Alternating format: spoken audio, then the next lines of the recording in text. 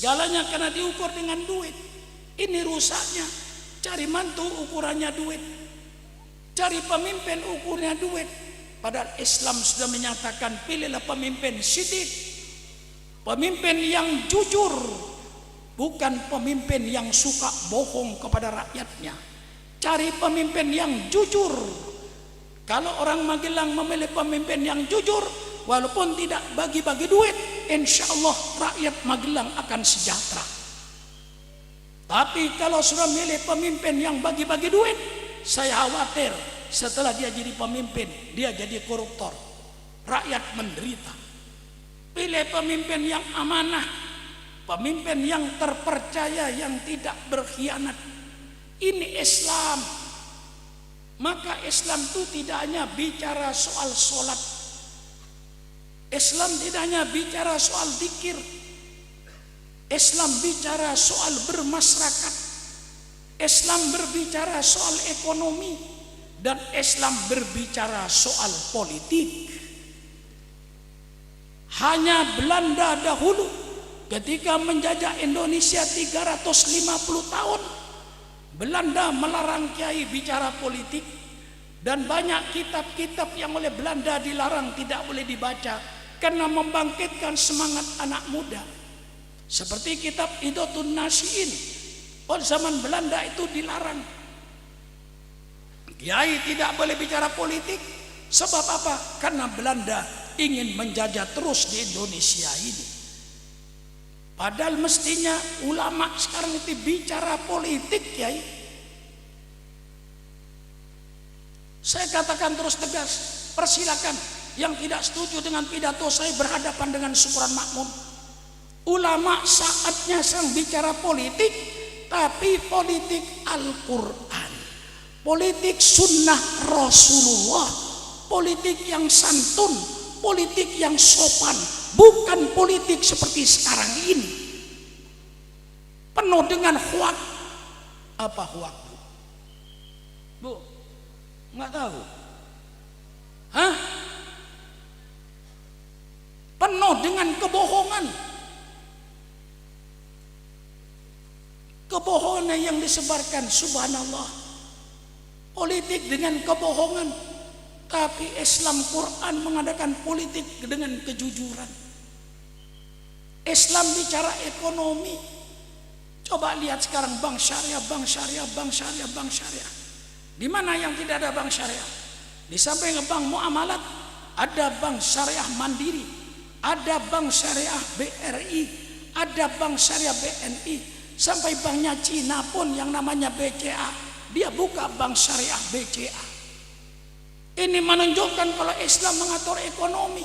Siapa bilang Islam tidak mengatur ekonomi? Islam juga mengatur politik. Politik yang santun, politik yang sopan. Al-Quran yang mengatakan baldatun thayyibatun wa rabbun ghafur. Negara yang sejahtera, negara yang berkeadilan, negara yang damai, negara yang tentram di bawah ampunan Allah Subhanahu wa taala. Ini negara baldatun thayyibatun wa rabbun ghafur.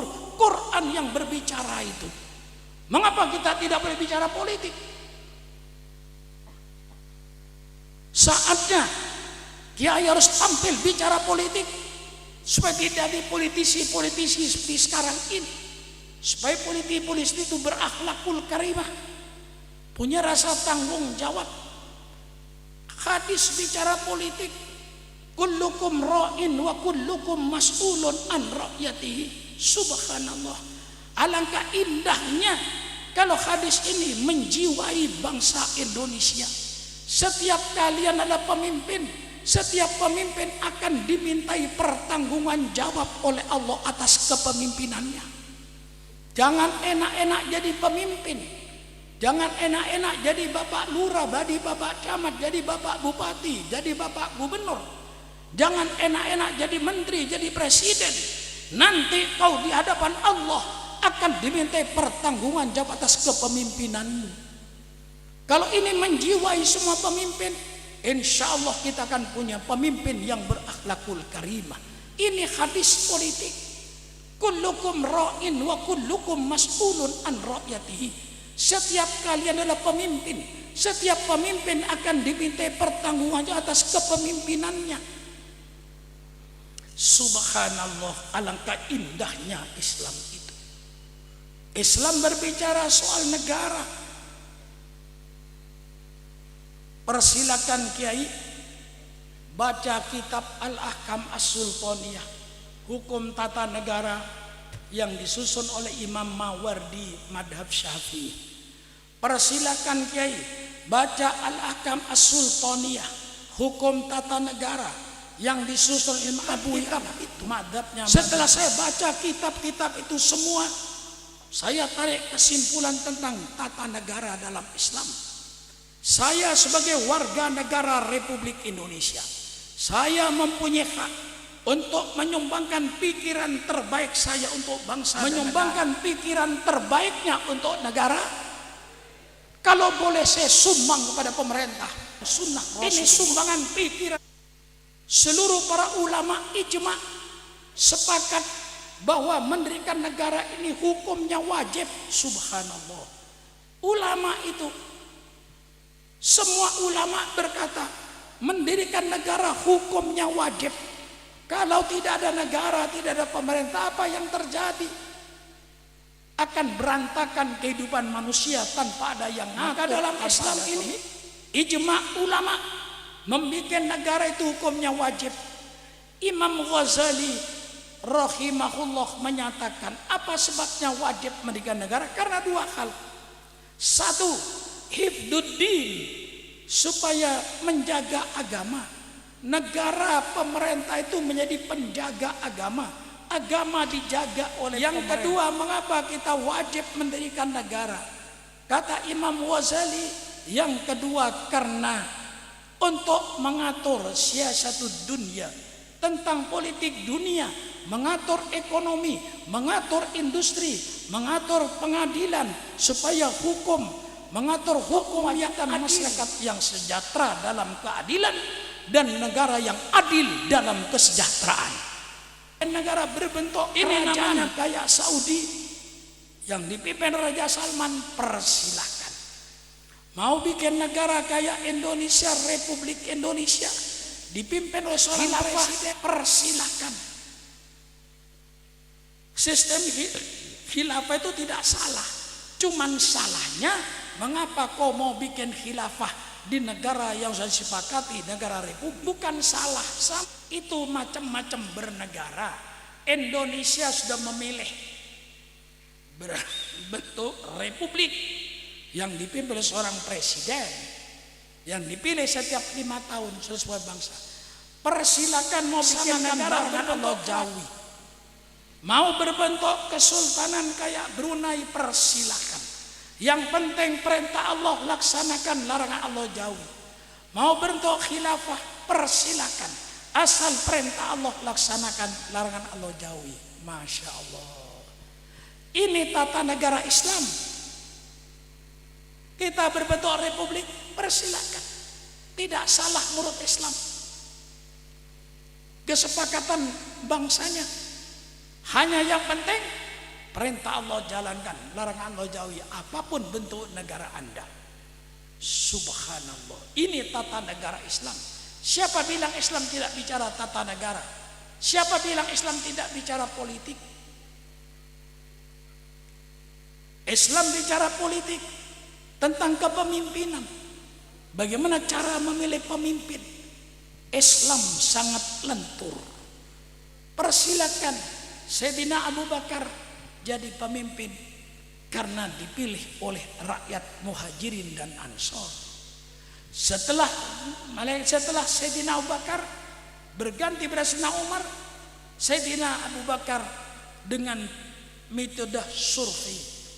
Setiap orang ketemu Abu Bakar tanya, siapa ya yang pantas kalau seandainya saya mati yang menjadi khalifah? Temu sahabat tanya Abu Bakar, siapa ya yang pantas jadi pengganti saya seandainya saya mati? Siapa ya yang pantas jadi pemimpin setelah saya mati? Rata-rata para sahabat berkata Umar. Nah, dengan survei inilah Abu Bakar berwasiat, Nanti kalau saya meninggal dunia, Umarlah penggantinya. Tidak ada yang protes.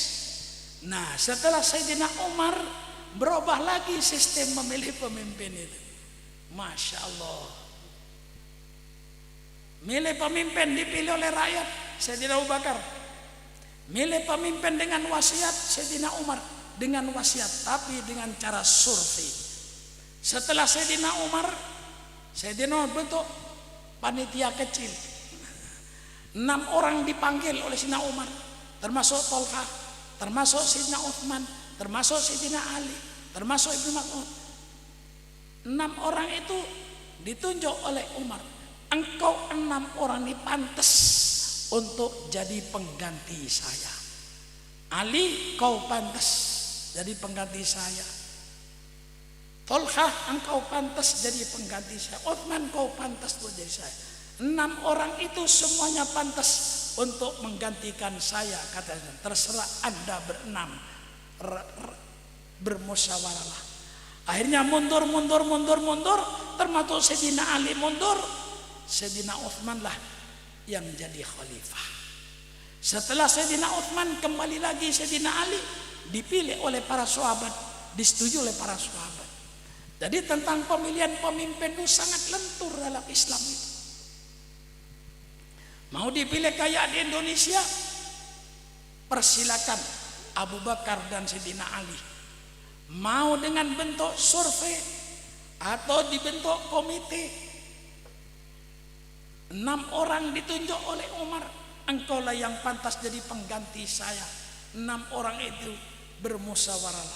Subhanallah, alangkah indahnya tata negara Islam ini. Sangat lentur, bisa memilih mana cara yang sesuai dalam cara milih pemimpin.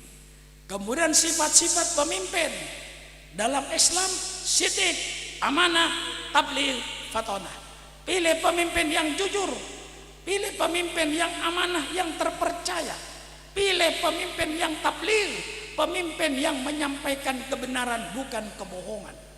Cari pemimpin yang fatonah, yang cerdas, supaya dapat mengeluarkan rakyatnya dari kesulitan-kesulitan.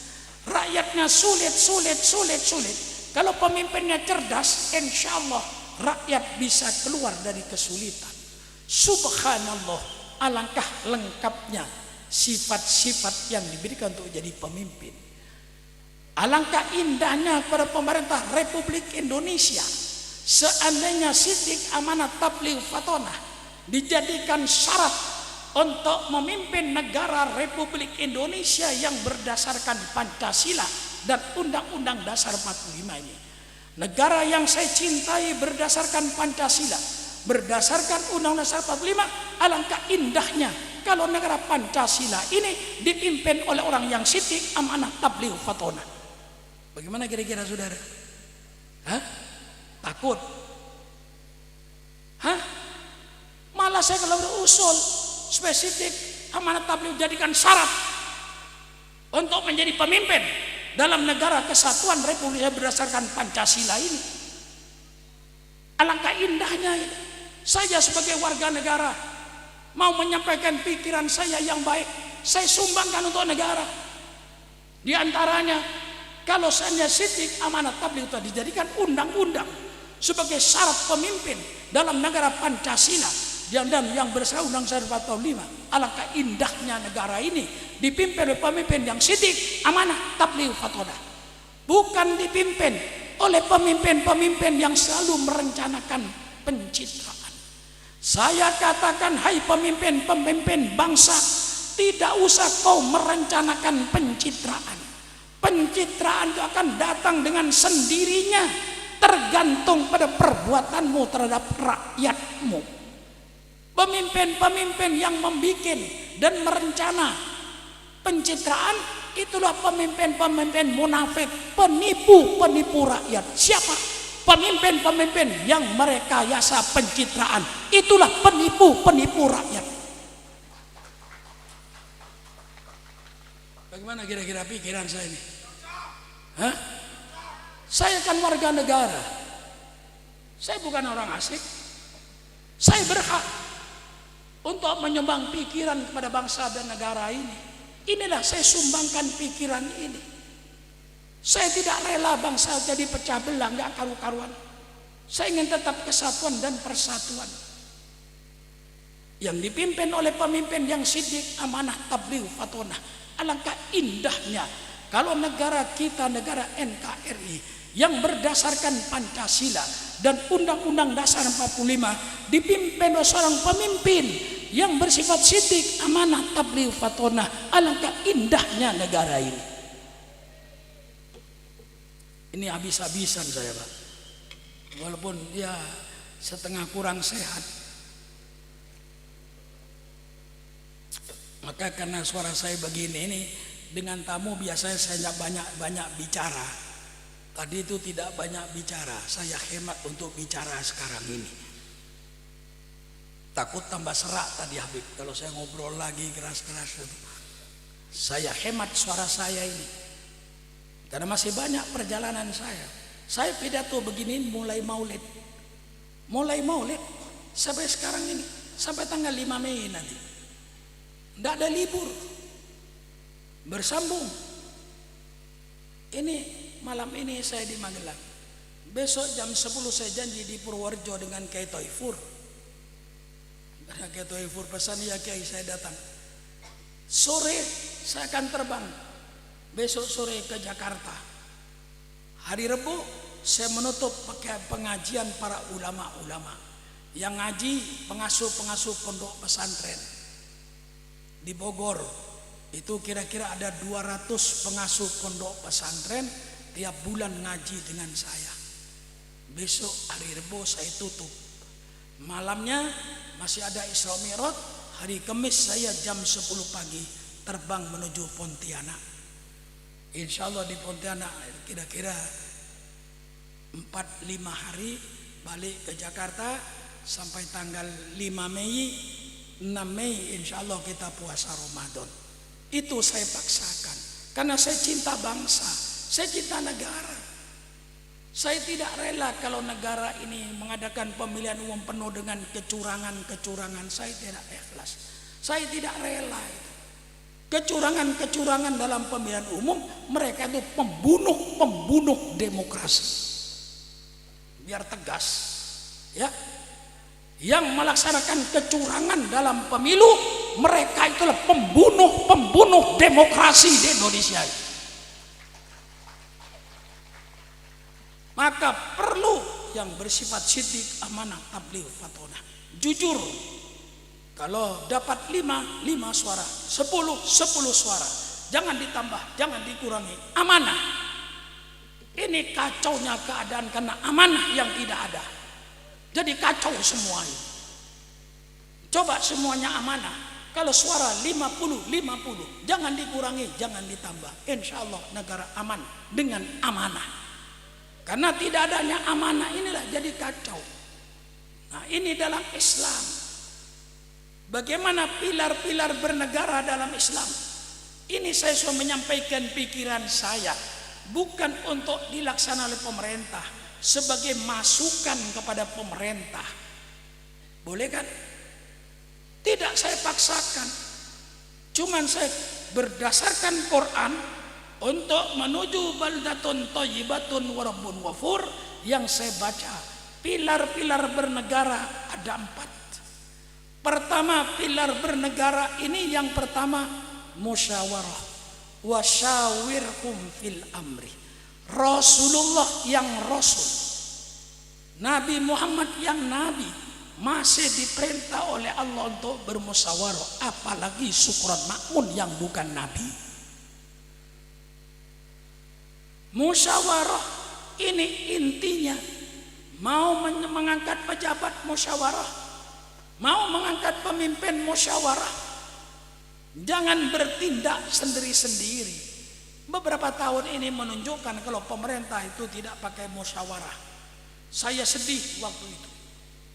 Kata Menteri Perdagangan, kalau kita tidak beli beras, rakyat akan mati. Menteri Pertaniannya datang, hasil pertanian cukup meluas dan meluap, cukup untuk rakyat tidak perlu beli beras. Datang Bulog berkata, gudang saya sudah penuh dengan gabah. Kalau Menteri Perdagangan mau membeli gabah, membeli beras, persilakan Kementerian Perdagangan jadikan gudang. Mengapa terjadi ini? Karena tidak musyawarah. Coba pakai Quran, wasyawirhum fil amri. Menteri Perdagangannya duduk, Menteri Pertaniannya duduk, Menteri Bulognya duduk, Presiden pimpin. Beli beras atau tidak? Kalau beli, belilah. Kalau tidak, tidaklah. Nah, kalau musyawarah, maka inti dalam Islam, dalam politik Islam, wasyawirhum fil amri, musyawarah pilar pertama. Pilar kedua dalam Islam, faktor manusianya yang penting, bukan hukum, manusianya dulu. Yang penting manusianya, personalitinya. Kalau manusianya bagus, insya Allah walaupun undang-undangnya kurang bagus, insya Allah negara bagus. Manusianya, bagaimana Allah dalam ayat politiknya, innallaha ya'murukum an tu'addul amanati ila ahliha. Allah menyuruh kalian agar kalian serahkan kepercayaan itu, serahkan amanah itu kepada ahlinya, serahkan jabatan-jabatan itu kepada ahlinya. Jangan sembarangan mengangkat pejabat pemerintah. Pilihlah manusianya yang punya integritas yang tinggi untuk dijadikan pemimpin. Rasulullah dalam hadis politiknya berkata, idza duyiatil amanatu fantadiris sa'ah. Apabila amanah kepercayaan sudah hilang dalam satu negara, suatu bangsa, tunggulah hancurnya bangsa itu. Jadi Rasulullah bicara soal politik, hancurnya suatu bangsa kalau amanah sudah hilang di tengah-tengah bangsa itu. Kepercayaan sudah tidak ada. Satu dengan yang lain saling curiga mencurigai, hancurlah negara ini. Ini Rasulullah yang bersabda. Kemudian Rasulullah ditanya, wa kaifa idu'atu ya Rasulullah? Bagaimana hilangnya amanah Rasulullah di tengah-tengah satu bangsa atau satu negara? Rasulullah jawab dalam hadis politiknya, idza wusidal amru ila ghairi ahli fantadiris sa'ah. Apabila perkara urusan ini diserahkan pada orang yang bukan ahlinya, tunggulah hancurnya negara ini. Subhanallah, alangkah indahnya Islam. Ini politik Islam saya tawarkan. Tolong carikan tata negara yang lebih bagus daripada Al-Quran. Nah, baru pilar yang ketiga Kiai dalam Islam, dalam ayat politiknya, wa idza hakamtum bainan nas antahkumu bil adli. Kalau kau menetapkan hukum di antara manusia, kau tetapkan hukum yang adil. Jangan tebang pilih, jangan hukum kayak pisau, tajamnya ke bawah, tumpul ke atas, hancur negara ini. Bagaimana? Pikiran saya ini bagus nggak kira-kira? Bagus nggak? Ini insya Allah warga negara yang baik, menyumbangkan pikiran yang baik, bukan pikiran yang merusak. Pikiran yang baik saya berikan pada pemerintah. Dan siapa yang menjadikan manusia di depan hukum sama? Bukan profesor-profesor ahli hukum dari Amerika, bukan profesor-profesor ahli hukum dari Eropa, bukan profesor-profesor ahli hukum dari Cina, bukan profesor-profesor ahli hukum dari Australia. Yang meletakkan manusia di depan hukum sama, junjungan kita Nabi besar Muhammad sallallahu alaihi wasallam. Mungkin pernah saya ceritakan pada saudara, ketika seorang wanita dari golongan Al-Makhzumiyah, golongan Al-Makhzum, golongan bangsawan nyolong yang pasti harus dipotong tangannya. Tokoh-tokoh Quraisy semuanya bingung, apakah ada hukum selain potong tangan? Maka Usama bin Zaid menghadap Rasulullah di antara sahabat yang disenangi oleh Rasulullah. Usama bin Zaid berkata, ya Rasulullah, ini yang nyolong seorang wanita Rasulullah dari golongan bangsawan, golongan Al-Makhzumiyah. Apakah ada Rasulullah hukuman selain potong tangan? Subhanallah. Melihat begitu Rasulullah mukanya merah. Kemudian Rasulullah bersabda kepada, ya Usama, mudah-mudahan pidato saya malam ini didengar oleh Kapolri, dikenal oleh Jaksa Agung, didengar oleh Mahkamah Agung. Bagaimana hancurnya suatu negara. Rasulullah membayangkan bagaimana hancurnya suatu negara. Apa kata Rasulullah dalam hadis politiknya kepada Usama bin Zaid? Ya Usama, qad halaka man kana qablakum. Sudah hancur bangsa-bangsa sebelum kamu dahulu. Mengapa itu bangsa hancur? Apa ini bukan politik? Bercerita tentang hancurnya suatu negara, hancurnya suatu bangsa. Bagaimana hancur suatu bangsa? Rasulullah yang menjelaskan. Beginilah hancurnya suatu bangsa. Idza saraqa fihim as-sarifu tarakuhu. Kalau yang nyolong orang gede, yang nyolong orang besar, semuanya membiarkan, bahkan dilindungi. Inilah hancurnya suatu negara. Wa idza saraqa fihim ad-dhaifu aqamul had.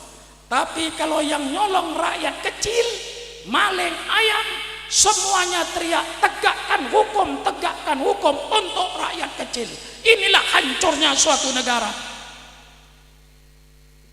Gimana? Kok takut?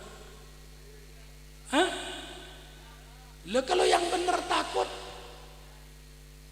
yang batil berani.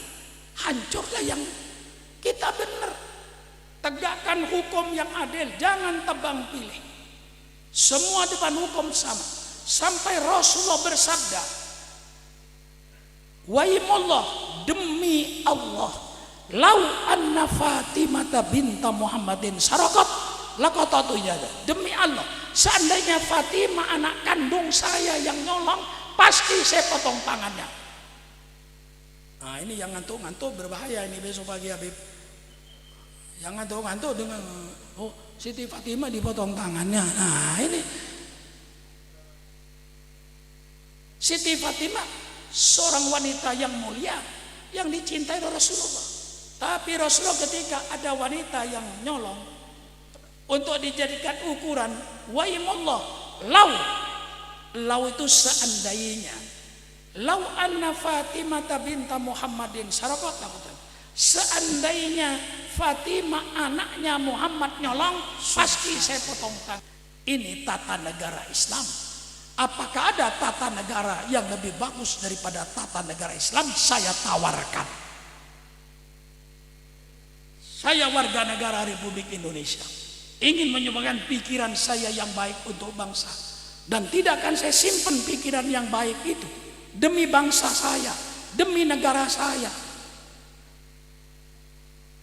Yang keempat, pilar yang keempat untuk mewujudkan kepada baldatun thayyibatun wa rabbun ghafur.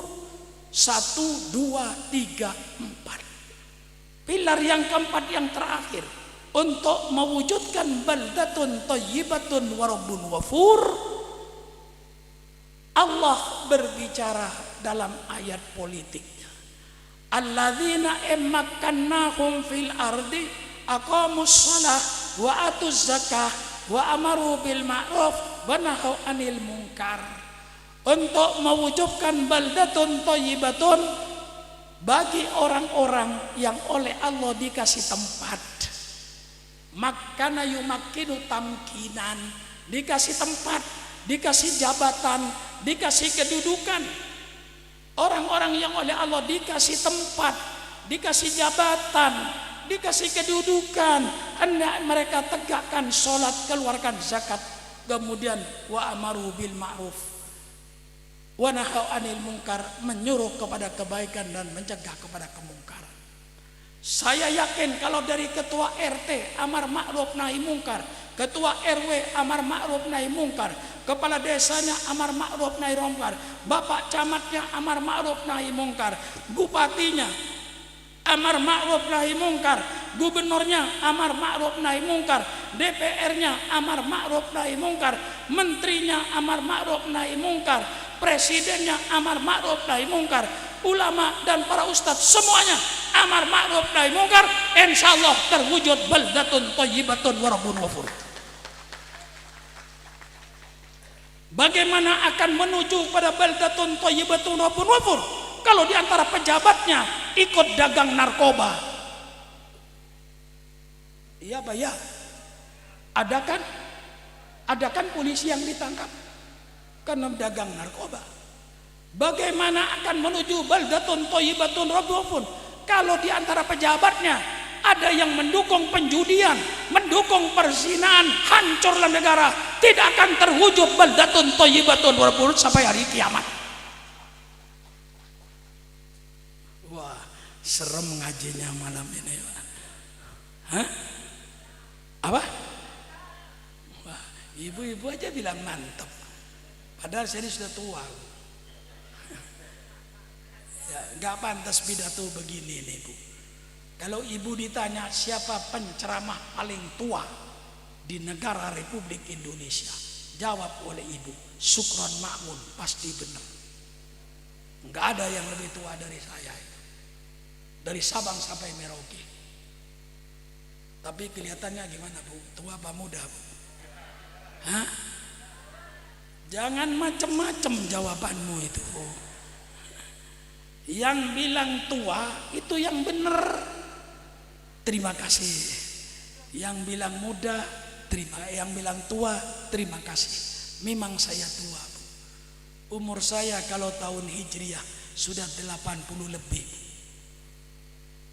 Tapi kalau tahun Masehi ya katakanlah 78 lebih.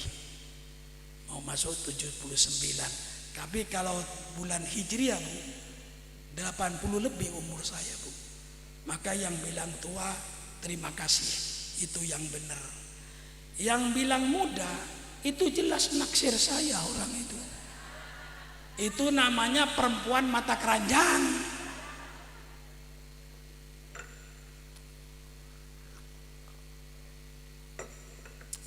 Terakhir, sanksi politik. Terusin. Sanksi politik. Pertama, hadisnya kullukum ra'in wa kullukum mas'ulun an ra'iyatihi. Setiap kali ada pemimpin, setiap pemimpin akan dimintai pertanggungjawaban atas kepemimpinannya. Yang kedua, sanksi politik. Man yastar'illahu ra'yatan yamutu yauma yamutu wa wasul li ra'yati haramallahu alaihi jannah. Barang siapa yang Allah jadikan pemimpin, kemudian pemimpin itu mati, ketika mati dalam keadaan menipu terhadap rakyatnya, pemimpin yang suatu haram masuk surga. Lah kalau ini dirasakan oleh pemimpin kita kan takut, Pak.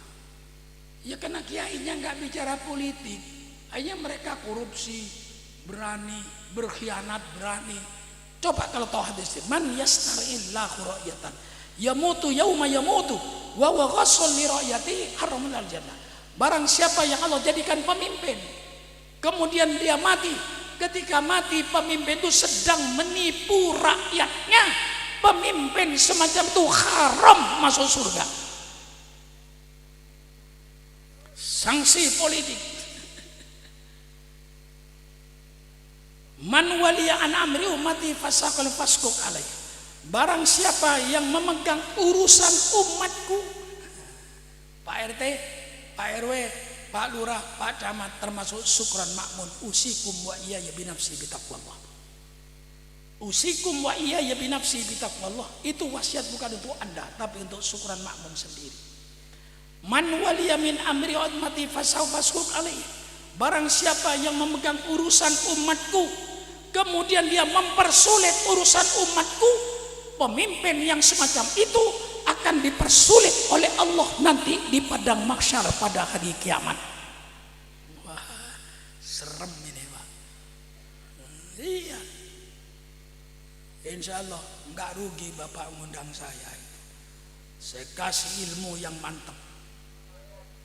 Mungkin yang tidak dikira-kira oleh Bapak. Kalau saya mau bicara soal politik Islam, soal tata negara menurut agama Islam, dan money politik paling dikutuk dalam Islam. Mau saya keluarkan hadisnya? Kalau kiai tersinggung gimana? Hah? Gak apa-apa. Betul. Dengarkan. Siap-siap untuk tersinggung. Thalathatun la yukallimullahu yaumal qiyamah wala yandur ilaihim wala yuzakkihim walahum adzabun alim. 3 golongan yang nanti Allah tidak mau melihat kepada mereka. Allah tidak mau bicara dengan mereka dan Allah tidak mau membersihkan dosa mereka dan dia akan diadab oleh Allah dengan adab yang pedih. Siapa 3 golongan itu? Yang pertama, rajulun ala fadli ma'in bil falati yamna'u minis sabil. Orang yang punya kelebihan air di padang pasir. Dia tidak mau kasih minum kepada orang musafir yang mau mati kehausan. Artinya tidak punya kepedulian sosial. Orang musafir mau mati karena haus, padahal dia banyak kelebihan airnya tapi tidak mau kasih. Itu nanti tidak ada ampun bagi dia pada hari kiamat. Yang kedua, rajulun yubayu silatan ba'dal asar yahlifu billahi annahu ahda kada wa kada wa huwa ala waridalik. Orang yang mengadakan transaksi jual beli dengan bersumpah memakai nama Allah tapi mereka bohong. Nah, yang ketiga diterusin enggak? Hah? Enggak, ini saya tawarkan betul ini. Diteruskan apa tidak? Kalau saudara tersinggung, enggak apa-apa. Betul. Jangan nyalakan saya. Ya. Rajulun yubayi'u imaman la yubayi'u illa lidunya fa in utiya minha wa illam yu'ta lam yafi. Orang yang mengangkat pemimpin dan dia tidak mengangkat pemimpin tadi kecuali karena duitnya. Karena dikasih duit dia mendukung, tidak dikasih duit dia tidak mendukung. Orang semacam itu akan dilaknat oleh Allah nanti di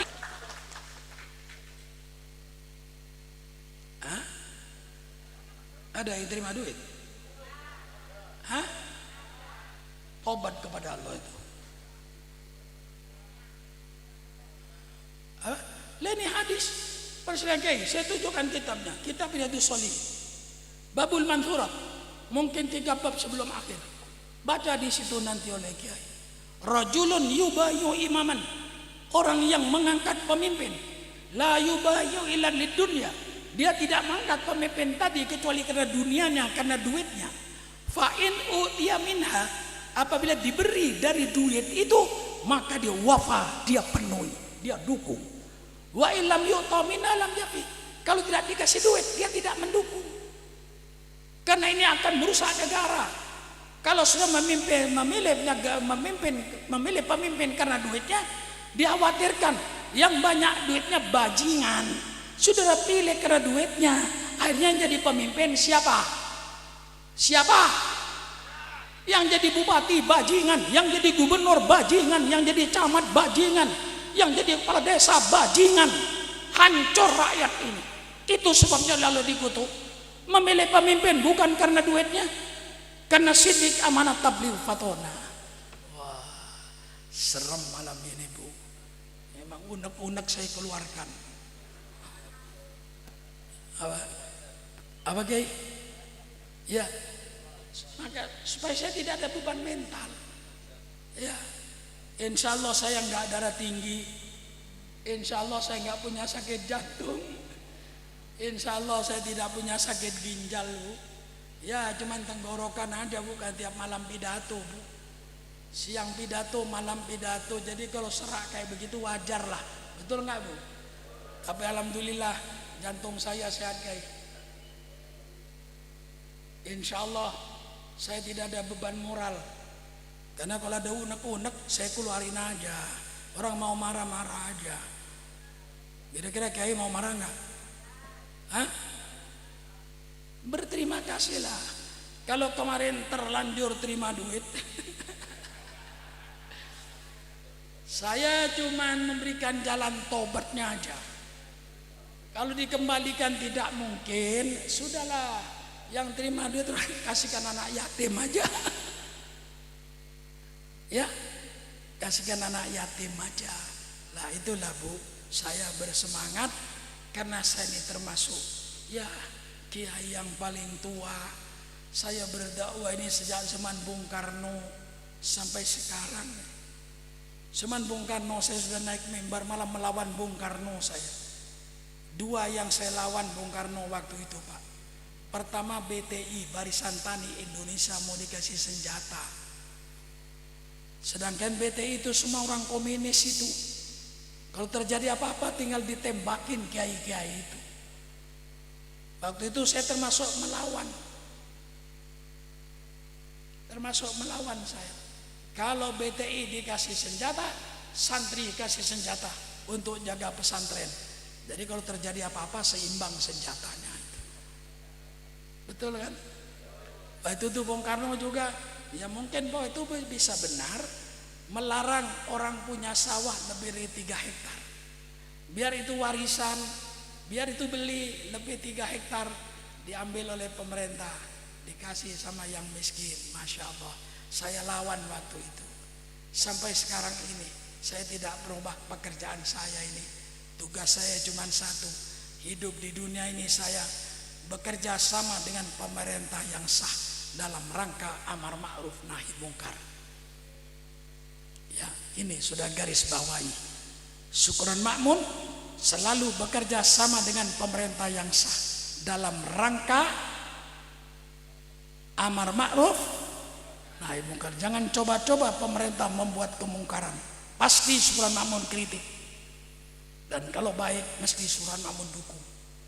Itulah tugas saya di dunia ini. Mudah-mudahan sampai di akhirat nanti ya. Karena kita semuanya mau mati. Maka tadi saya ingatkan, alhamdulillah ada pondok pesantren. Anaknya ibu bisa disekolahkan di SMP sekitar sini, bisa sekolah sanawiyah di sekitar sini. Nanti habis sekolah langsung jangan pulang ke rumahnya, pulang ke pondok. Nanti dapat ijazah SMP dari sekolahnya, dapat ijazah sanawiyah dari sekolahnya. Di sini tinggal belajar bahasa Arab, menghafal Al-Quran, baca kitab Fathul Qorib, baca kitab Fathul Mu'in, baca ilmu nahwu, misalnya Jurumiyah, Imriti dengan bahasa Arabnya, dengan bahasa Inggrisnya, supaya betul-betul fid dunya hasanah wa fil akhirati hasanah. Itu saya anjurkan kepada adinda atau itu sudahlah anak sekolah di luar SMP SMA cuman disiplin, habis keluar dari sekolah langsung ke pondok, sholat zuhur, istirahat, habis sholat asar ajarlah bahasa Arab, ajarlah baca kitab, habis maghrib bacalah Al-Quran sampai isya, habis isya nanti belajarlah sekolah SMP-nya, sekolah sanawiyahnya sampai jam 10. Habis subuh bangun subuh, habis subuh ngaji kitab supaya ibu mempunyai anak yang bisa baca Yasin. Bu,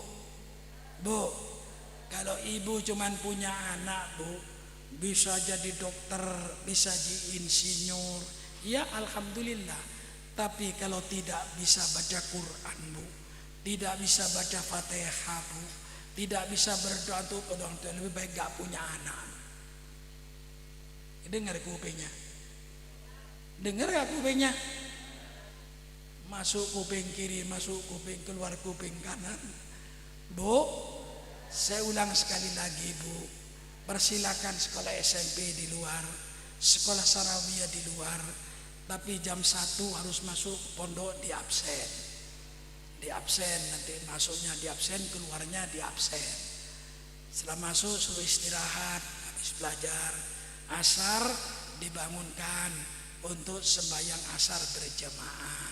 Habis sembahyang asar Bu masih panjang, bisa baca 2 kitab Bu. Kalau 1 kitab dibaca 45 menit, 45 menit 1 jam setengah. Kalau asar jam setengah 4 sampai jam 5 masih bisa baca 2 kitab. Nanti jam 5 jam 6 1 jam istirahat, menunggu maghrib. Nanti habis maghrib khusus baca Quran, diperbaiki tajwidnya, diperbaiki makhrajnya, mungkin ada yang mau menghafal. Habis isya, sembahyang isya berjamaah, dzikir doa. Setelah itu belajar untuk SMP, untuk SMA, untuk sanawiyahnya. Yang SMA ya untuk SMA-nya misalnya, yang aliyah untuk aliyahnya. Lalu tidur jam 10, nanti subuh bangun, habis lalu berjamaah ngaji kitab lagi Bu. Setelah itu siap-siap untuk menuju sekolah SMP SMA-nya. Ini dalam rangka Bu menyelamatkan anak kita. Kita sayangi anak kita, kita cintai anak kita, jangan sampai masuk neraka, supaya anak kita jadi anak yang soleh dan solihah. Saya kira anjuran Ananda Kyai Haji Athori itu sudah cukup baik.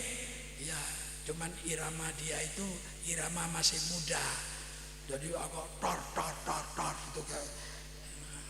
Nah, kalau saya mungkin karena agak tua, jadi agak menurun. Tapi isinya kan sama Pak, sama. Cuman saya agak menurun sedikit.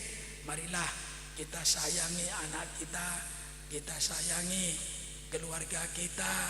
Marilah kita abadikan agama Islam ini dengan adanya generasi-generasi penerus Bu. Belajarlah Bu sama pohon pisang. Pohon pisang kalau sudah keluar jantungnya Bu, keluar buahnya gede.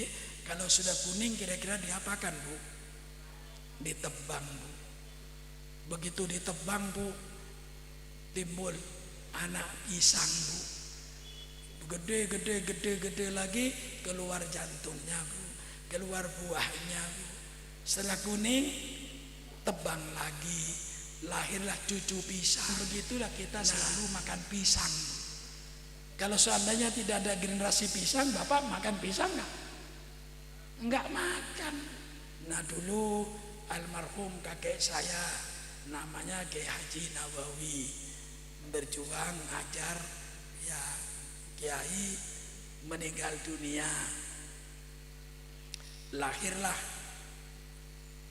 ayah saya namanya Kyai Haji Ma'mun Nawawi. Dia juga ngajar kayak saya, pidato kayak saya, cuman lokasinya sekitar Jawa Timur yang disebut sekarang tuh Tapal Kuda, Madura dengan Pasuruan, Probolinggo, Situbondo, Lumajang. Itu daerahnya ayah saya dulu kalau mengajar. Sepuh ditebang, lahirlah Sukron Ma'mun. Alhamdulillah saya bisa melanjutkan ayah saya. Saya bersaudara yang laki-laki 4. Alhamdulillah semua jadi kiai. Almarhum Kiai Humaidi, ada lagi saya, ada lagi adik saya Kiai Haji Muwafiq di Pasuruan, ada lagi di sini Adinda Kyai Haji Athori Ma'mun. Alhamdulillah saya berempat itu semuanya alhamdulillah ya oleh Allah ditakdirkan untuk meneruskan ayah saya. Kemudian saya sudah tua Bu, ya Bu ya, doakan mudah-mudahan panjang umur Bu ya. Kalau nanti 100 tahun lagi malaikat maut datang, alhamdulillah saya persiapkan anak saya. Alhamdulillah anak saya keempat-empatnya yang ada sekarang ini alhamdulillah jadi kiai. Yang pertama jadi Kiai Haji Ahmad Zainar Ridho, yang juga berdakwah dengan saya, sering ke Kebumen, sering ke yang banyak ke Sumatera. Juga anak saya yang nomor 2 namanya Kiai Haji Muhammad Faiz. Dia di samping menjadi pengawas Bank Syariah di Jakarta sebagai pengawas Bank Syariah, juga dia di majelis ulama dan juga berpidato seperti saya ini kemana-mana. Juga adiknya yang 2 sama juga kerjaannya berpidato, bikin dakwah. Nah alhamdulillah ini namanya generasinya terus menerus untuk menjaga Islam. Nanti mudah-mudahan setelah anak saya, cucu saya Dengan demikianlah Islam itu akan terjaga sampai hari kiamat. Oleh sebab itu bapak-bapak dan ibu-ibu, marilah yang kita nikah ini, nikah itu dijadikan ibadat oleh Allah. Sebab nikah itu diantaranya di samping hifdun nasli, menjaga keturunan, juga nikah itu untuk hifduddin, untuk menjaga agama Islam. Kita disuruh nikah, disuruh punya keturunan untuk menjaga dan memelihara agama contohnya satu-satunya Bu, masukkan pesantren mana saja, bukan di sini saja, bisa di Tegal Rejo, bisa di mana, di mertuanya apa, di Geger ya di Geger, di mana saja pesantren Bu, ya di sini, di mana saja pesantren itu masukkan, walaupun sekolah SMA, sekolah SMP, lepas sekolah jangan suruh pulang ke rumah, sudah kamu ke pesantren sana. Insya Allah fid dunya hasanah wa fil akhirati hasanah. Marilah kita tutup majelis ini dengan membaca surat Al-Fatihah dengan doa, mudah-mudahan para alim ulama, keluarga-keluarga kita, sahabat-sahabat kita yang telah dipanggil oleh Allah melalui majelis ini, kita doakan mudah-mudahan Allah menerima amal soleh mereka, mudah-mudahan Allah mengampuni dosa mereka, dan mudah-mudahan kita yang dipanjangkan umur, mudah-mudahan Allah senantiasa memberikan taufik dan hidayah. Mudah-mudahan Allah menggampangkan segala urusan kita, baik urusan dunia kita maupun urusan akhirat kita. Al-Fatihatu biniyatil qabul wa tamami kulli su'lin wa ma'mul wa ala kulli niyatin solihah wa ila hadratin nabiyil mustafa Muhammadin sallallahu alaihi wasallam. Al-Fatihah.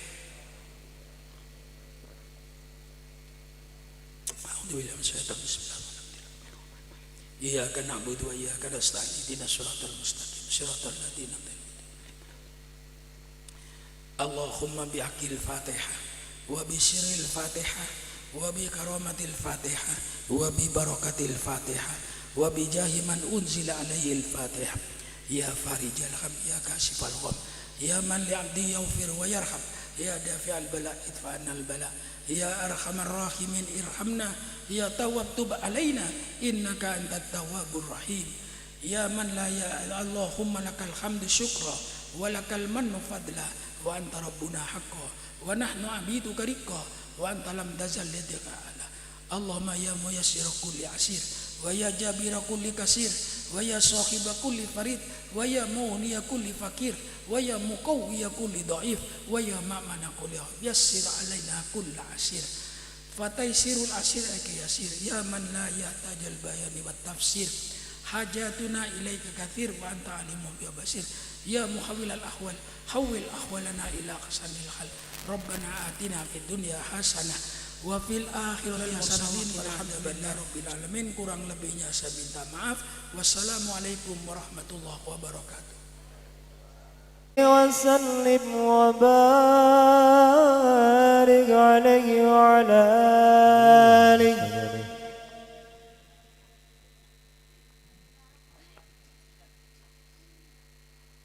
Allahumma salli wa sallim ala ruhi sayyidina Muhammadin alaihi salatu wassalam.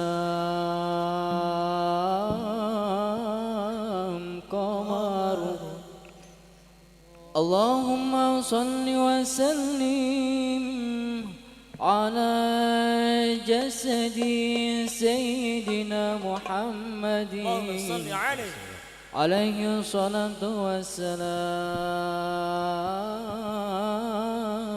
Qamaru